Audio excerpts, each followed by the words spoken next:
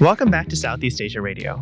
Today we'll be covering the Marcos-Duterte family feud and China's visits to Myanmar and Thailand. We'll also discuss the human trafficking in the Golden Triangle and a series of corruption cases across the region. I'm Lauren Mai. And I'm Japhet Kitson. Today is August 22nd, 2024. On this week's conversation, there are some promising signs under the surface, right? That the Philippines and Vietnam are stepping up their maritime cooperation. So those are some positive data points, I suppose. But, this fundamental question of how ASEAN contributes in a meaningful way on the fundamental issues of the day, right? I mean, if you've got nothing to say on this, that says something about an organization. But we'll see. Greg was joined by Andreyka Natalegawa and Chris Johnstone to discuss Secretary Blinken and Austin's trip throughout Asia. Before that, let's start with our headlines.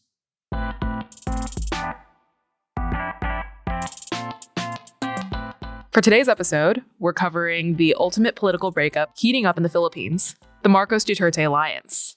Right, the iconic feud. How Shakespearean. Yes. For the past few months, attacks have been waged back and forth between the two political families, suggesting some major shakeups in the Philippines' political landscape. For context, the duo formed in the 2022 presidential election, uniting President Bongbong Marcos and Vice President Sara Duterte Carpio through the Uniteam alliance. But recent events have tainted the team's unity.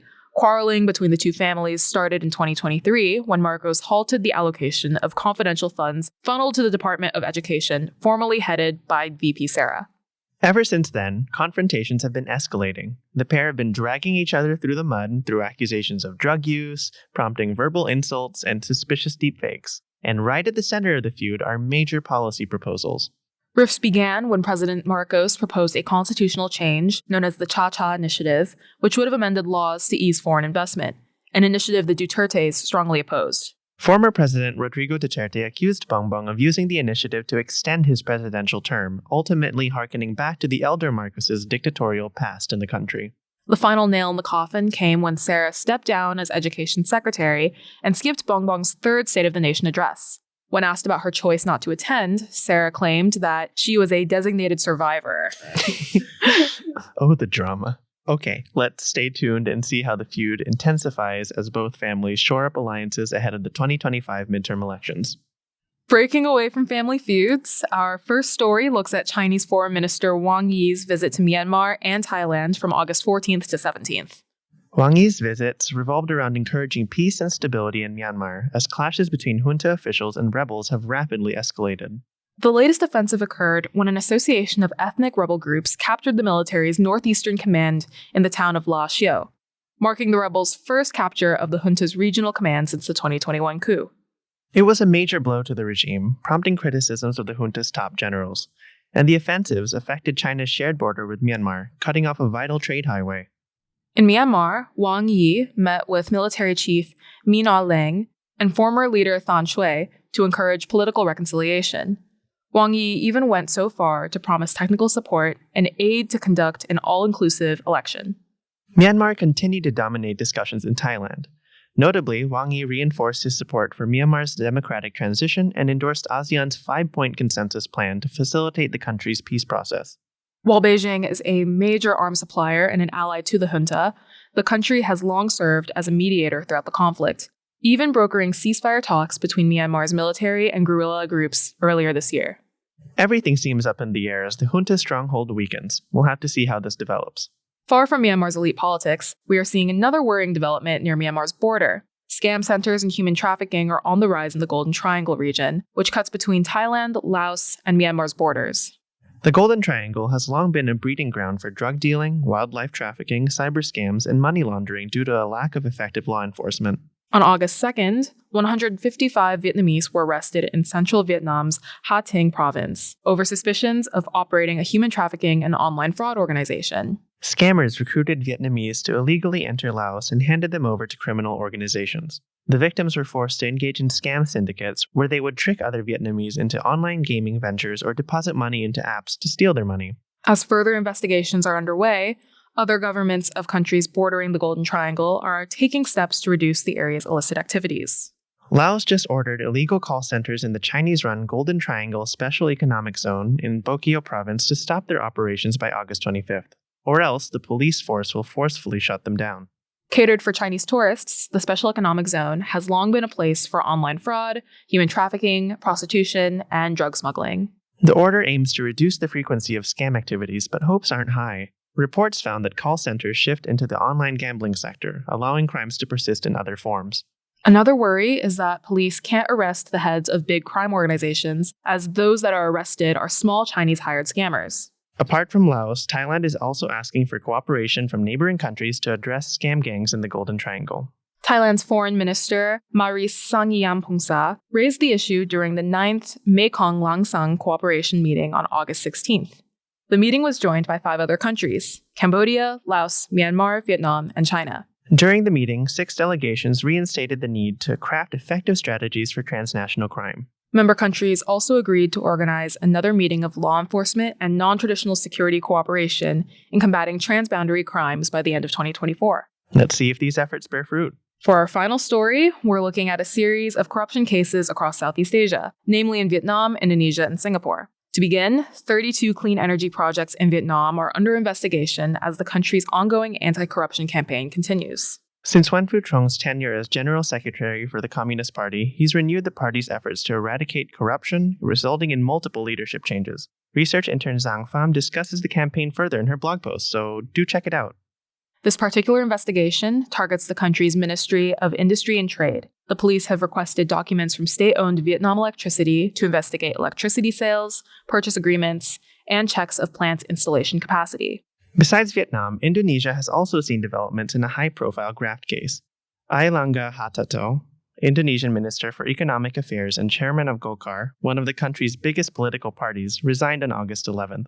Airlangga said that he was stepping down to maintain the party's integrity. Golkar's deputy chairman also said that Airlangga's resignation was voluntary and non-coercive.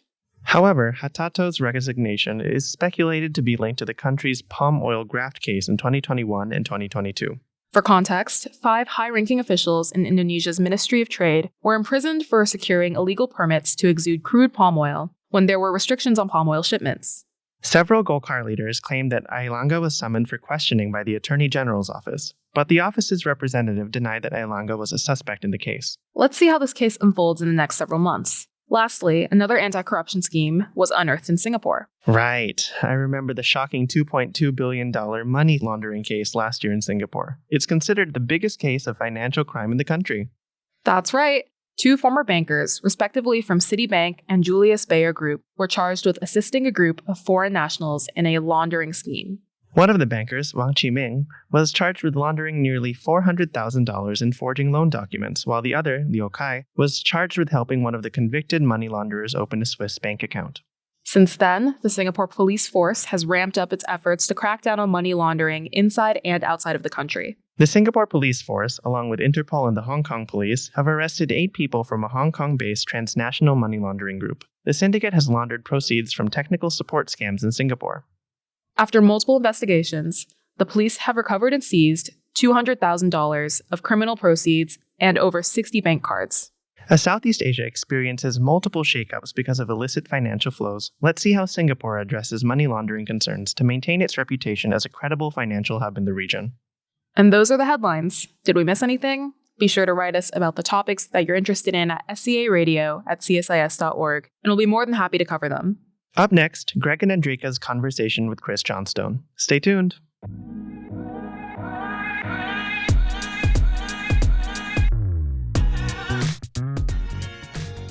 Hey, welcome back. This is Greg. Today, we are going to be joined by 2 guests because Alina is often parts unknown. I'm really starting to think that this podcast is not the only thing she has going on in her life. So instead, we have my colleague Andreyka Natalegawa, who's Associate Fellow with the Southeast Asia Program and a frequent flyer here on the program. Hey, Andreyka.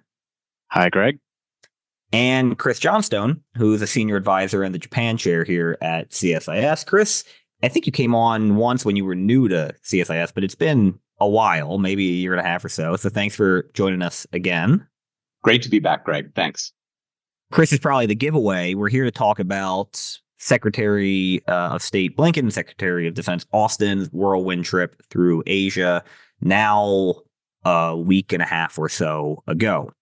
So for those who didn't track all of it, Secretary Blinken started off at the ASEAN Regional Forum and the U.S. ASEAN Post-Ministerial Meeting, which is the foreign minister's version of what will later be the U.S. ASEAN Summit and EAS later in the fall.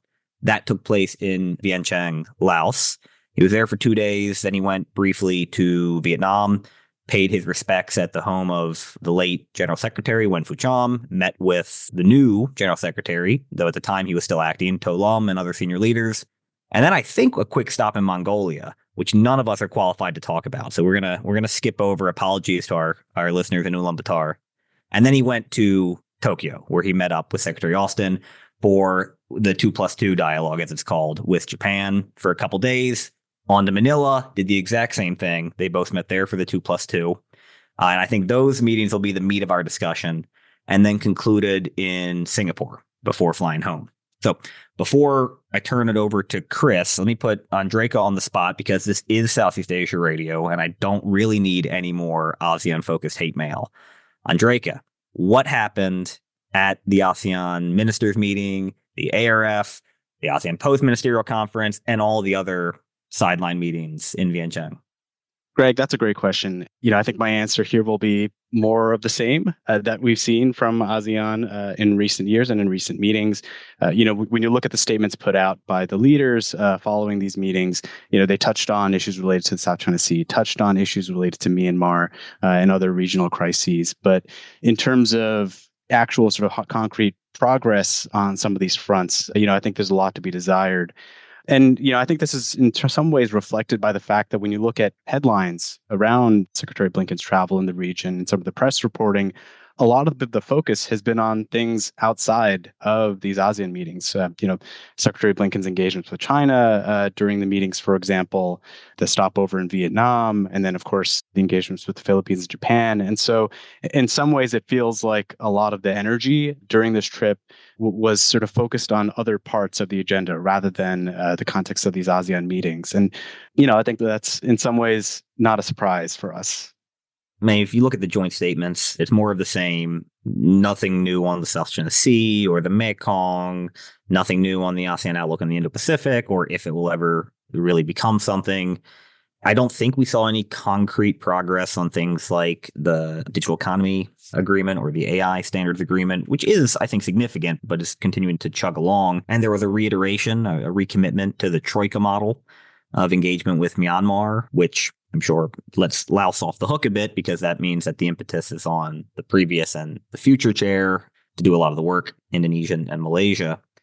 The only real reporting I saw make it into the international press was Blinken's bilateral meeting with Wang Yi, which is not a great look for ASEAN if the only thing people talk about is what happened outside of the room.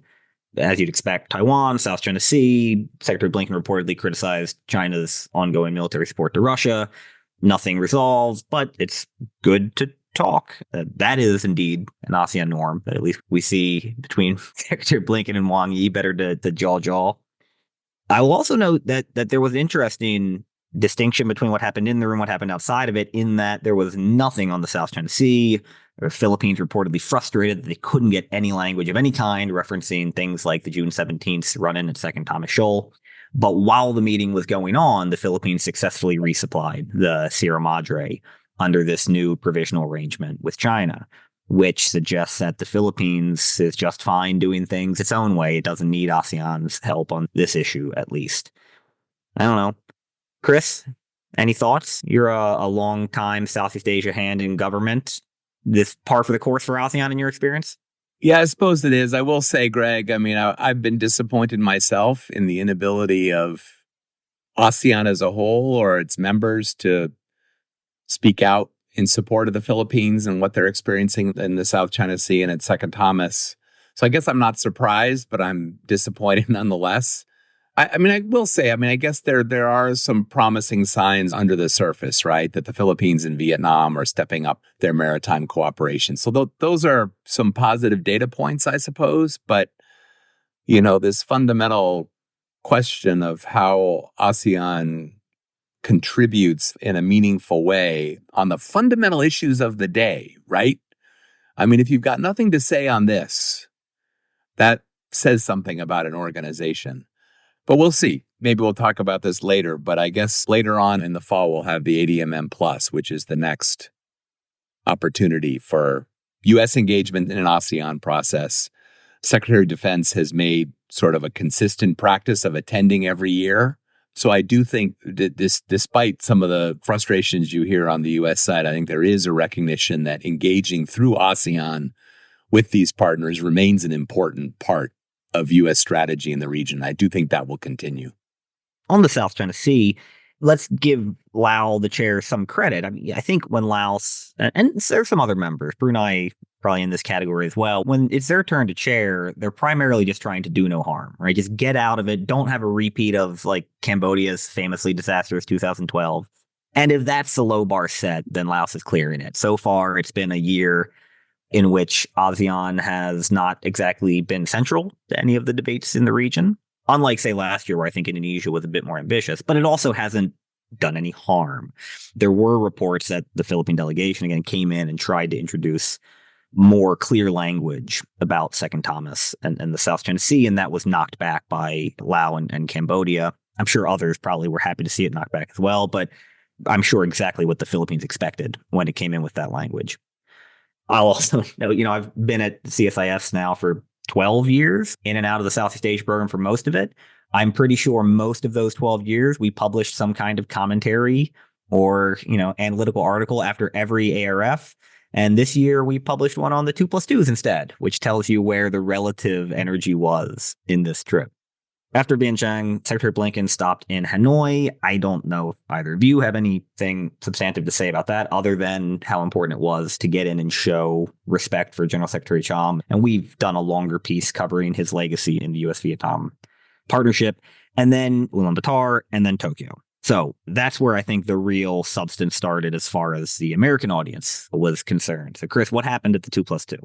Yeah, sure. The Japan 2+2s. The first point I would make is it's significant that these meetings were held in Tokyo and Manila, right? I mean, as someone who staffed multiple 2+2s in my time in government, the long pole in the tent is always aligning the Secretary of Defense and the Secretary of State and their schedules to be in the same place at the same time.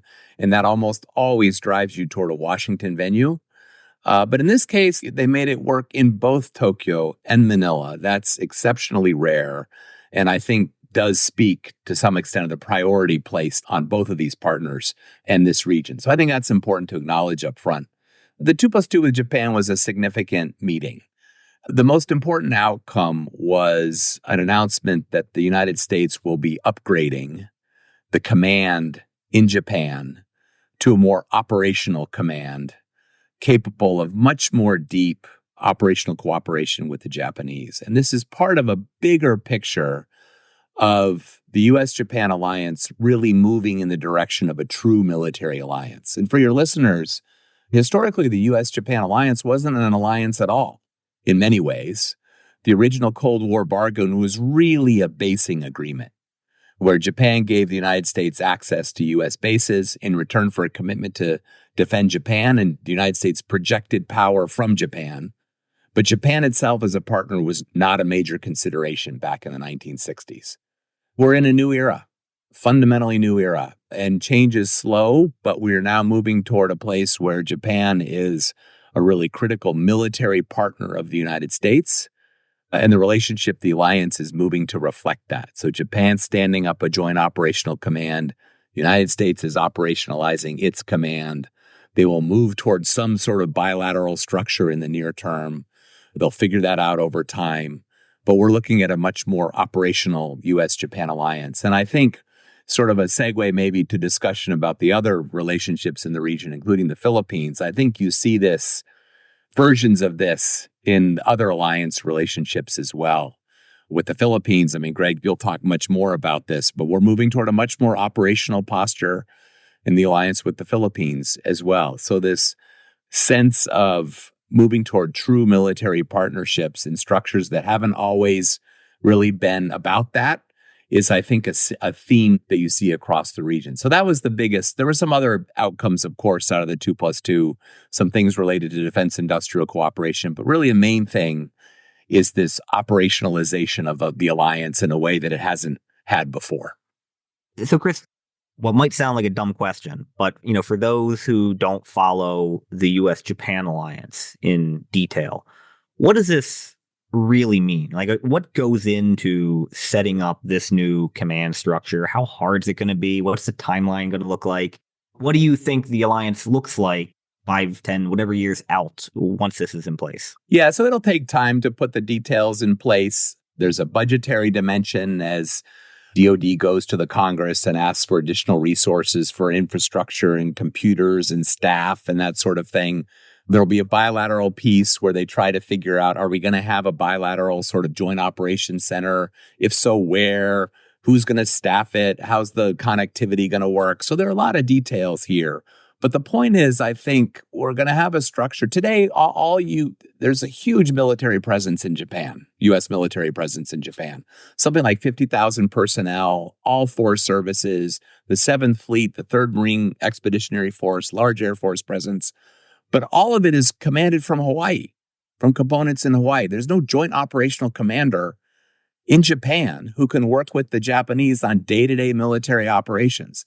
So that's what's going to start to build more of. You'll see more sort of peacetime to contingency planning operations, everything from intelligence, surveillance, and reconnaissance to high-end contingency planning, HADR, integrated air and missile defense. These are the kinds of things that I think you'll see people focused on. I mean, what's interesting to me, right, and as we think about this from sort of a Southeast Asia perspective, and I'd be interested in your reaction to this, there was a long time, certainly when I started working on the alliance, there was still these, I think, sort of fundamental questions about Japanese military power and the role of Japan in the region. And it wasn't that long ago when there was some degree of concern, suspicion, even in Southeast Asia, certainly in Northeast Asia, about a quote unquote remilitarized Japan. We're not headed toward a remilitarized Japan, but we are headed toward a much more normal military power Japan. U.S. concerns of that have disappeared. In fact, from a U.S. perspective, a strong Japan is seen as a good thing. And my sense is that in Southeast Asia, at least, Japan's a pretty trusted partner. And the idea of a Japan with more capability, more ability to engage, including with its defense forces in the region, my sense is across the region that's seen as a good thing, including and maybe particularly in the Philippines. But I'd be interested in sort of what your sense of that is, of a much more robust Japan. Certainly from a Japanese perspective, I think the Japanese themselves feel like they don't have to worry as much about how the region reacts to what they're doing, because now it's been 70 years and they've got a track record in the region that I think is pretty positive. Yeah, I think I'll just jump in and say that I think there's a growing openness to a more enhanced and more active Japanese role in the Indo-Pacific and in Southeast Asia in particular. And that's reflective of the already very robust nature of that role today. But there's a lot of appetite, I think, for enhanced engagement. And, Greg and I just put out a report earlier this week on, taking a look at U.S. and Chinese influence and soft power in the region. We're looking at public opinion polling, elite opinion polling from the 10 ASEAN member states. And, what we find is that Japan tends to do very well when it comes to opinion polling and in terms of soft power perceptions and things like that. So there's this bedrock of goodwill that I think lends itself to an appetite for more engagement in light of some of these recent developments. That's absolutely right. We've known this for a long time. It's kind of trite for Southeast Asia hands to point out, well, actually, Japan's the most trusted partner in the region. That's been true a long time. But there was an open question about whether or not that Japanese soft power, which rested on both Japan's kind of cultural influence and its long economic history in the region since the 70s, whether or not that necessarily meant that people were okay with Japan playing a security role. We're now over a decade into Japan's increasing role as security partner in the region, which started under late Prime Minister Abe's second term. And I haven't really seen a single data point I could point to anywhere in Southeast Asia that suggests there have been any antibodies to that, any growing anxiety. A lot of that is about Japan, the very hard work Japan put in over a half century now to re-engage the region, but a lot of it's also just China, a shared threat, even in those countries who don't view China as a threat, certainly an anxiety about Chinese intentions in the region and concerns about U.S. credibility mean that there's a huge openness to third parties as security players, and Japan is at the top of that list.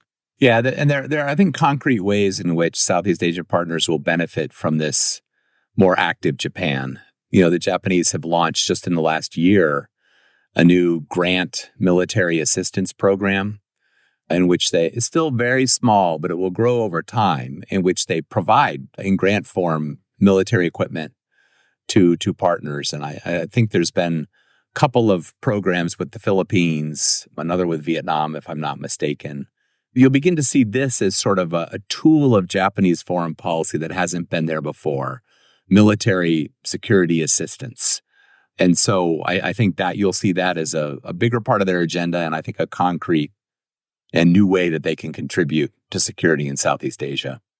So moving around the horn then to the Philippines, we had at the beginning of July, finally the conclusion of the Philippines-Japan Reciprocal Access Agreement, which is the most obvious indicator of this shift in Japan's regional role that you're pointing out. Another Asian nation welcoming Japanese boots on the ground for training and high-end exercises, which would have been certainly provocative, if not hard to imagine, a decade ago. And then we have the U.S.-Philippines 2+2 with Blinken and Austin going to Manila after Tokyo. As you indicated, it's impressive that it happened in Manila. This is the first time the 2+2 has ever been held in Manila.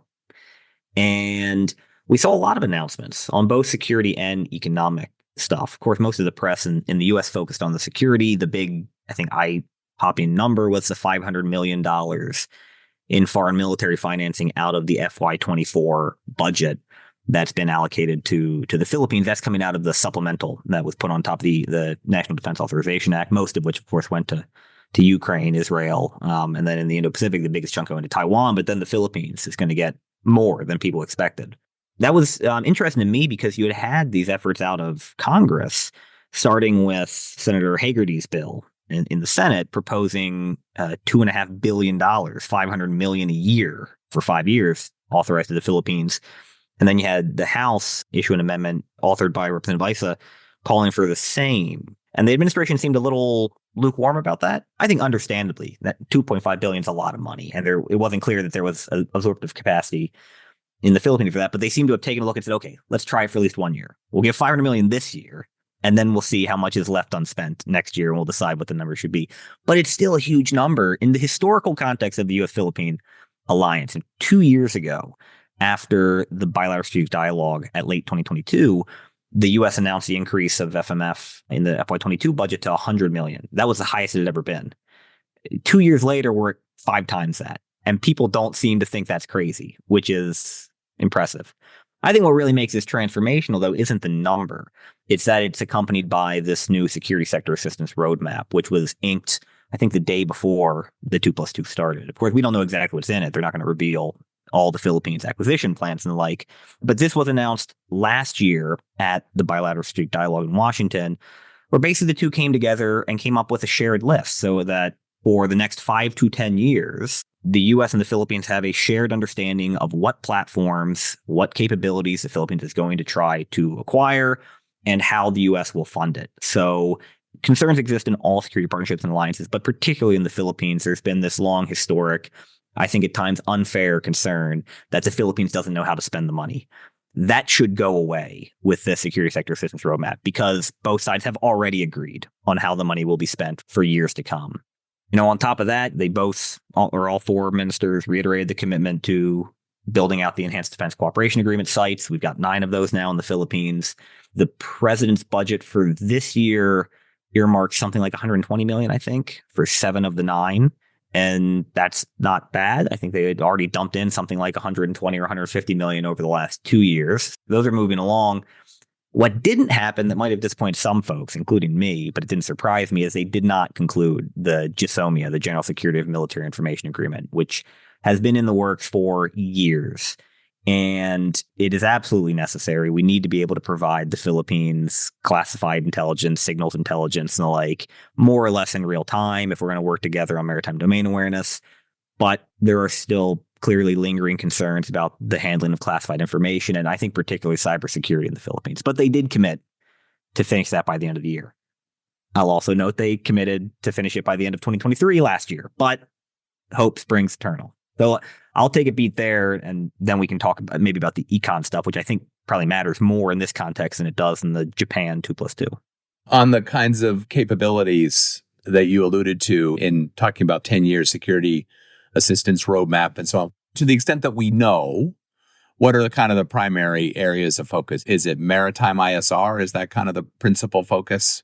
I think a big chunk of this is going to be focused on ISR. The Philippines also just announced that they concluded a deal with Israel to acquire 2 long-range patrol aircraft, which I think for those who have worked in Just Mag Philippines and dealt with security sector assistance with the Philippines, maybe including you from your time in the Pentagon, the LRPA program, as it was called, the start under the Aquino administration, has been a nightmare. At one point, the U.S. had almost inked the deal more than a decade ago to provide LRPAs, long-range patrol aircraft, to the Philippines. And my understanding is Manila suddenly came in and said, actually, they have to be, anti-submarine warfare capable. And we said, what? That wasn't part of the deal. This has been a long time coming. I think there will probably be a focus on asymmetric capabilities, land-based missiles. The Philippines has acquired the BrahMos's intermediate range anti-ship cruise missiles from India, which a pretty game-changing capability for them. Still a small amount, but they're getting more deliveries. They need a lot of, by Filipino counterparts, there's still a lot of gaps in kind of the kill chain and using those. I'm not an operator. I'm not going to pretend that I know all the capabilities they actually need, but I think that'll be a focus. You'll see alongside those Philippine capabilities, the U.S. coming in more, I think, practicing both Marines and Army with our own intermediate range ground-based capabilities. And then overall, I'm sure we'll see more focus on both surface and air capabilities, fast attack missile boats and frigates. I don't know if there will be a focus on more combat air power. I mean, they do have the 24 FA-50s they got from the Koreans. It's not a very robust capability, but then again, I'm not clear that there's any point in fielding a robust capability against the Chinese Air Force. Interesting. Impressive. The one other piece that I think should get more attention and didn't was that there was just as much announced on economic cooperation, which again matters more in the case of the Philippines because in the background of all of this modernization push in the alliance, there is this concern, political concern for the Marcos government that they need to prove that they're not getting taken in by the Americans, they're not being made proxies, that this is a win-win proposition for the Philippines and that it delivers public goods for the Philippines. So you had some more announcements about U.S. aid programs in and around the EDCA communities. You had a recommitment to the Luzon Economic Corridor and some more kind of definition to what that's going to be. They highlighted focus on 3 areas. We're going to see U.S. and Japanese and Philippine investment in rail and port infrastructure for transportation, focus on energy, particularly to facilitate the semiconductor industry in the Philippines, which I'm surprised how many Americans don't know that the Philippines already has a semiconductor industry. American companies have been testing, assembling, and packaging semiconductors in the Philippines for decades. And so they're pretty well positioned to get a pretty big chunk of the consumer semiconductor market out of China.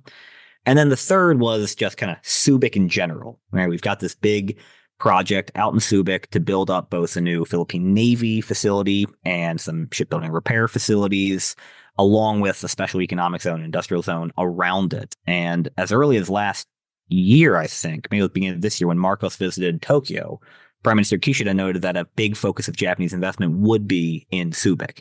That was reiterated at the 2+2. So as we talk about kind of Japan's role here, the U.S. is building up the EDCA sites, but I wouldn't be surprised if it's mostly Japanese capital that's building up Subic, which will eventually end up being used by all parties because increasingly, I think we're going to see U.S. ships looking to repair, resupply, replenish at friendly ports in the region, and that's probably going to include Subic at some point.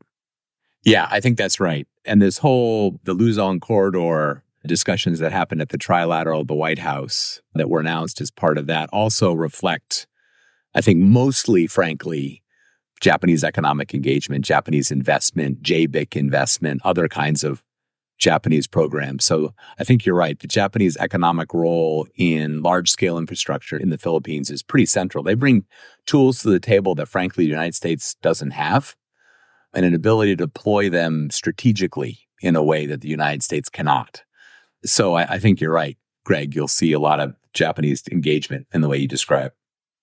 Yeah, if I could just chime in with a question, I'm curious to hear, Chris, Greg, either of your thoughts on just as we're looking at these moves in alliance modernization on both sides, what's the sort of political sustainability of this and longevity of this? And I'm thinking of this in the context of, here in the United States, we'll have an election in November. We will have a new president in place early next year.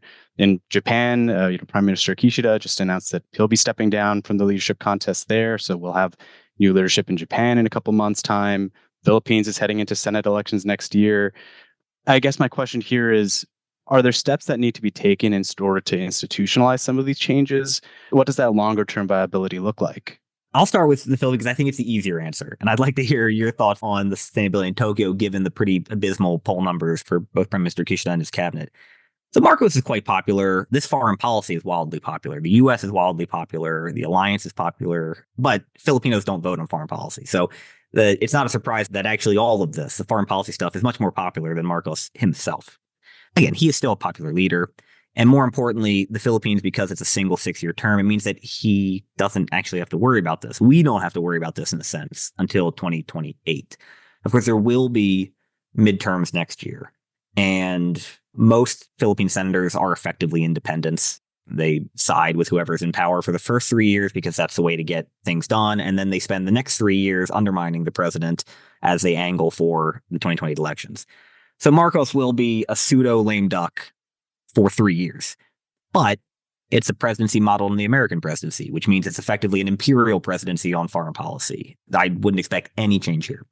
And even looking to 2028, that's what all this institutionalization is about. Everything that's been done in the U.S.-Philippine alliance since 2022, at least, or late 2021, is about making sure that it is, the term that I hear Marcos use a lot is dense. Make it denser. Make it just kind of not worth the effort for any post-Marcos president or any post-Biden president in the U.S.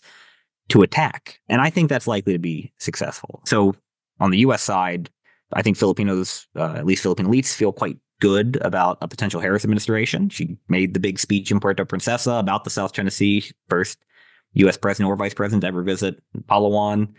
There's reason to think that she cares deeply about this relationship and the South China Sea in general.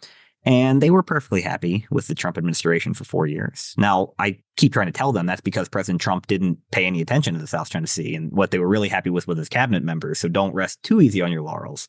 But I still think in general, I don't hear nearly as much anxiety in the Philippines as I have from Japanese colleagues or Korean colleagues or, God forbid, European colleagues. Yeah, now the Philippines, I was still at DOD during the Trump administration working on the Philippines. And, a lot of the work that laid to the foundation for where we are today in terms of the military cooperation, the security assistance plan, the expansion of ag, a good chunk of that work was at least started during the Trump years, right? The restoration or the preservation of the VFA, and then some of the initial steps to put more architecture under the VFA for alliance consultation, that all started under Trump. So I agree with you. I think we're likely to see more continuity than change, regardless of who wins on the U.S. side. Look, and on the Japanese side, what I'd say is we're going to have a new Japanese prime minister by the end of September. So there will be change in Tokyo. I think, though, that in the main, there will be great continuity in what a new Japanese leader focuses on, the strengthening the alliance with the United States, moving toward a more operational posture, deeper engagement with places like the Philippines. I don't see big changes there. One of the questions on the table for the United States and all these parts, Japan, the Philippines, the Republic of Korea, others, there's all this mini-lateralism that has really taken flight over the last couple of years, right? It's been there for a while, but I think it would be fair to say there's been an acceleration and a deepening of it over the last few years. This trilat now with the Philippines, sometimes it takes place in quad form with Australia, the AUKUS initiative, the Quad. There's just a lot that exists. And I think the question on the table is, what do we do with all of this? How do we consolidate it? How do we move it toward a more operationally focused construct, I think the jury is still out on that. And if you look inside the U.S. bureaucracy, at least, it's all the same people that are working on these things, and they're stretched. So it's simply not sustainable to have all these different trilateral groupings, all with their own separate agendas, driving in their own direction. There's going to need to be some effort to consolidate, set priorities, bring some of these structures together, and then give them really more meat and focus. At least that's how I look at this. Now we're ready now for the next phase to operationalize and consolidate. I mean, what do you think, Greg? I think that really fuels the acronym machine here in Washington. I can't wait to hear what we call the Japan, Philippine, Australia, Korea quintet. Right. Yeah. Very true. Yeah. We're going to have to leave it there. I understand that we only did 5 out of 6 countries. Apologies to Singapore. There was a 1-2-3 agreement on nuclear energy cooperation. I'm not sure we had much else to say about Secretary Blinken's important, but somewhat unsurprising visit in Singapore. With that, Andreyka, Chris, thanks so much. Thanks all of you for listening. And of course, I and probably Alina will be back in 2 weeks with the next episode of Southeast Asia Radio. Thanks, Greg. Great to be here. Thank you.